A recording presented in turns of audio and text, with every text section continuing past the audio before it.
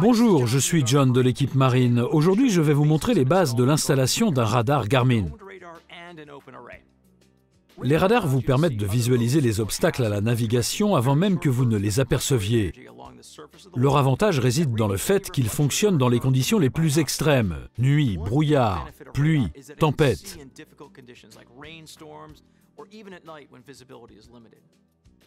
Comme pour tout autre équipement électronique, l'installation d'un radar est essentielle afin d'en tirer les meilleures performances. Nous vous conseillons de faire appel à un professionnel agréé par Garmin pour faire installer votre radar. Trouvez le revendeur le plus proche de chez vous en utilisant le moteur de recherche dédié sur notre site internet www.garmin.com/fr.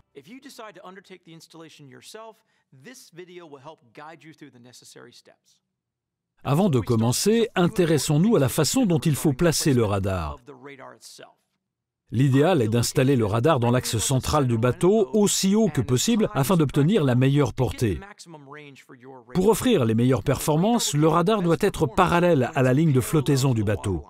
En fonction de votre bateau, vous aurez peut-être besoin d'un support ou d'un système de cale pour incliner le radar vers l'avant et compenser la déjauge. Si vous naviguez sur un voilier, il existe également des supports capables de compenser la gîte. Évitez de monter le radar au niveau des antennes GPS, VHF ou des barres de flèche. L'emplacement que vous choisissez doit supporter le poids du radome ou du radar poutre et surtout être le plus éloigné possible des occupants du bateau. Le radar émet un signal avec un faisceau vertical de 25 degrés, soit 12,5 degrés au-dessus et 12,5 degrés en dessous de la parallèle à la ligne de flottaison. Installez l'antenne bien en hauteur pour éviter toute exposition prolongée, surtout pour vos yeux. Enfin, gardez un accès suffisant pour faire courir les câbles et fixer le radar solidement. Une fois que vous avez défini le meilleur emplacement possible, utilisez le modèle fourni pour marquer et percer les trous de fixation du radome ou du socle. Assurez-vous que les trous sont alignés sur l'axe proue-poupe, afin de vous assurer que le radar soit correctement aligné avec l'étrave du bateau. Si vous utilisez un support de radar, optez pour un système compatible avec les accessoires de montage fournis par Garmin. Percez un trou d'environ 3 cm de diamètre afin d'acheminer les câbles vers le radar.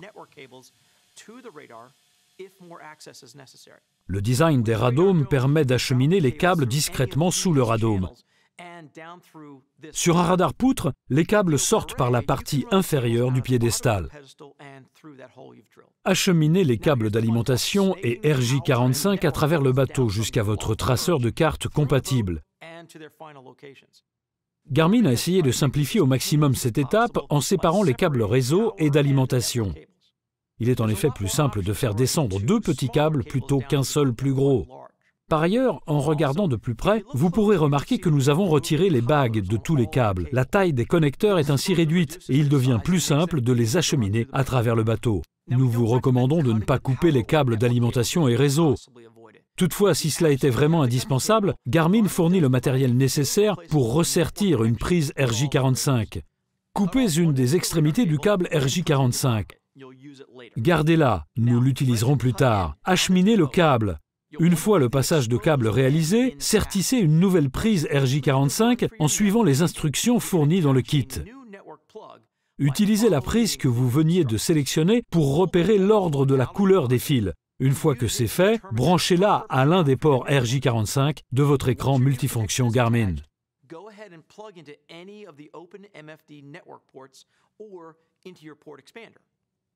Laissez-moi vous montrer ce petit adaptateur. Il pourra vous faire gagner du temps lors de l'installation ou de l'hivernage. Il s'agit d'un coupleur de câbles réseau, vraiment malin. Il permet d'acheminer un câble à travers une cloison ou à travers le mât. Si vous devez démater, il suffit simplement de débrancher ce câble. La procédure d'installation est identique sur une vedette à fly. Ce coupleur de câbles réseau est vraiment pratique. When you restep the mast, simply plug it back in. Same goes for a large powerboat installation with a tuna tower or an upper helm station where you want a quick disconnect for the radar network cable. Bien, votre câble réseau est à présent installé. Il ne nous reste plus qu'à alimenter notre radar. Une fois le câble d'alimentation acheminé, il ne reste plus qu'à le connecter au tableau d'alimentation du bateau. Les radomes sont conçus pour fonctionner en 12 ou 24 volts. Consultez les manuels d'utilisation pour voir si l'intensité et les autres caractéristiques sont adaptées. Dans tous les cas, nous vous recommandons de ne pas toucher au fusible. Pour les radars poutres, il convient d'installer le convertisseur de tension fourni avec le radar. Il permet d'augmenter la tension d'entrée, car ces radars consomment davantage d'électricité. Le convertisseur de tension fonctionne aussi bien en 12, 24 ou 40 volts maximum. Branchez le câble d'alimentation au convertisseur de tension et connectez-le ensuite à l'alimentation du bateau.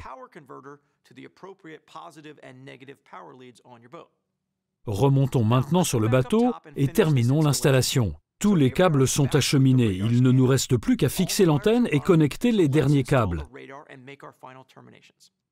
Les radomes sont livrés avec cette plaque qui permet de maintenir les câbles en place. Acheminez les câbles sous cette plaque et fixez-la avec le matériel fourni.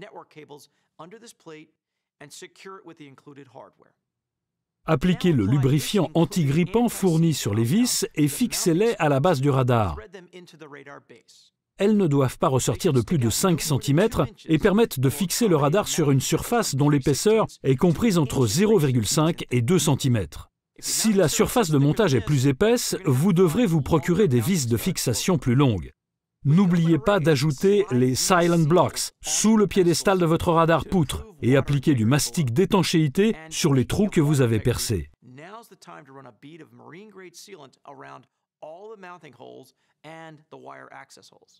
Fixez les câbles réseau et d'alimentation sous le radome.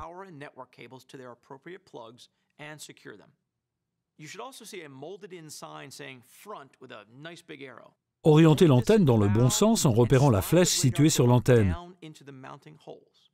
Même si l'orientation du radome n'a aucune incidence réelle, il est plus simple de l'installer directement dans le bon sens. Cependant, si le radome ne peut être installé selon nos recommandations, vous pourrez corriger les réglages via l'interface logicielle dans un second temps.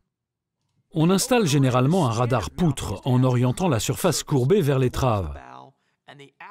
Une fois encore, si pour une raison ou une autre vous deviez le fixer dans l'autre sens, vous aurez la possibilité de régler ce décalage via le logiciel.